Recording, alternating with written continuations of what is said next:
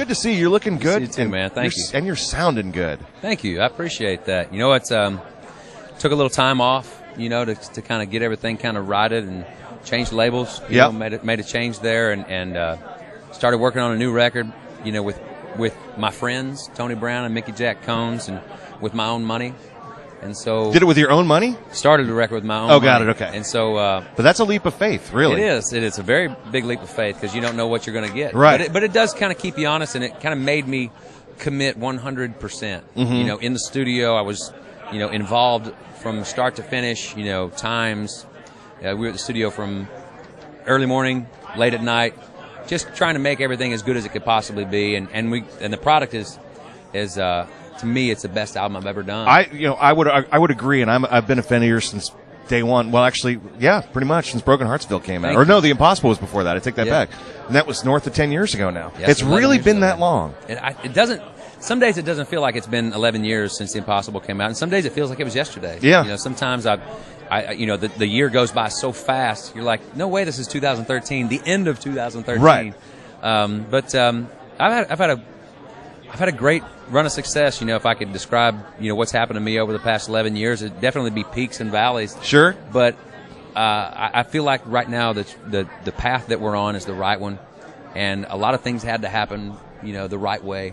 You know, like I said, take time off and not really time off, but time away from radio and get things right and the relaunch, the new launch of the new record, and with a new record label. Called Crickets. It came out like a month ago or therekomthereabouts. That's probably right. Yeah, out there now, and like I said, to me, it's the best thing I've ever done, and for lots of reasons. It's commercially appealing, and the art on this record is some of the best art I've ever done in my entire career.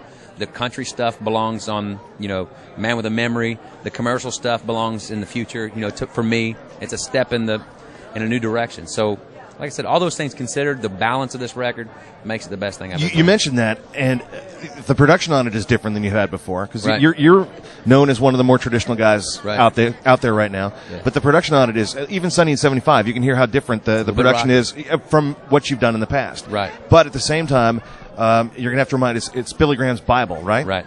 Stone Country. Stone Cold Country. On the same record. I would think, wow, that's great that, you know, that both of them can coexist in the same project. Right. And Footlights, we got a song called At the very end of it, sure. And Crickets, and it's my favorite, by the way. Thank you. That's the next single. Is that right? Yeah, I love that song. Yeah. Yeah. And even it feels like it's got a little bit of a traditional feel to an updated kind of sound. You know, so that's kind of what we were shooting for. With Sonny, it's a couple of steps in the direction of a new sound, a progressive sound.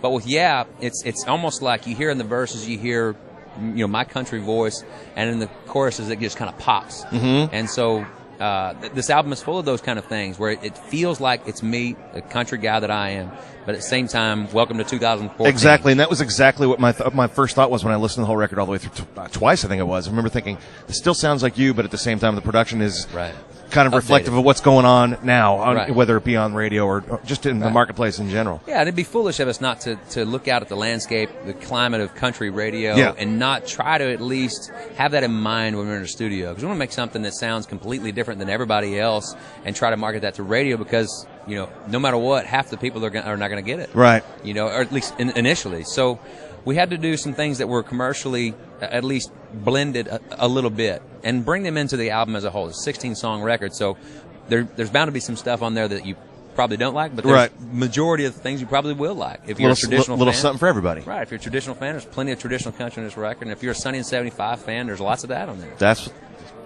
a pretty good way to put it, actually. Yeah. Before we run out of time, I want to touch on something real quick. We're going to be seeing you in about a month and a half. Yeah.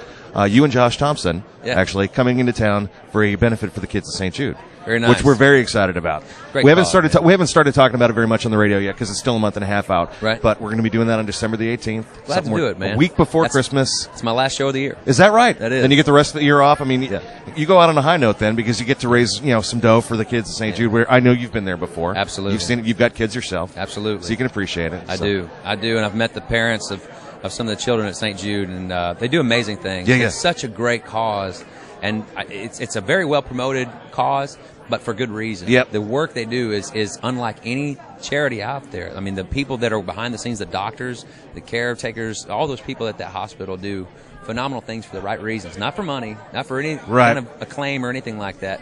They're just great people, and they do great work, and they help kids and their families out so much. So I'm glad to be a part of that. We're looking forward to having you in because I know we're out of time. That's why I wanted to touch on it real quick. We're looking forward to having you guys in December 18th. Yeah, December 18th. Meantime, I mean, between now and then, Sunny. Sunny. This time of year, we refer to your song as the weather forecast song because it's getting kind of that time of year where sunny and 75 in our neck of the woods is close. Yeah. But by the time you come in, it'll be like sunny and 56. So we'll change that. Do an edit. Yeah, I've had some brutally cold days there. Yeah, at right. Beach, man. Yeah. Well, hopefully in December it won't be one of them. Yeah, man. So good to see you though, Joe. You too, my friend. We'll see you again soon. Yeah, man. Thank you.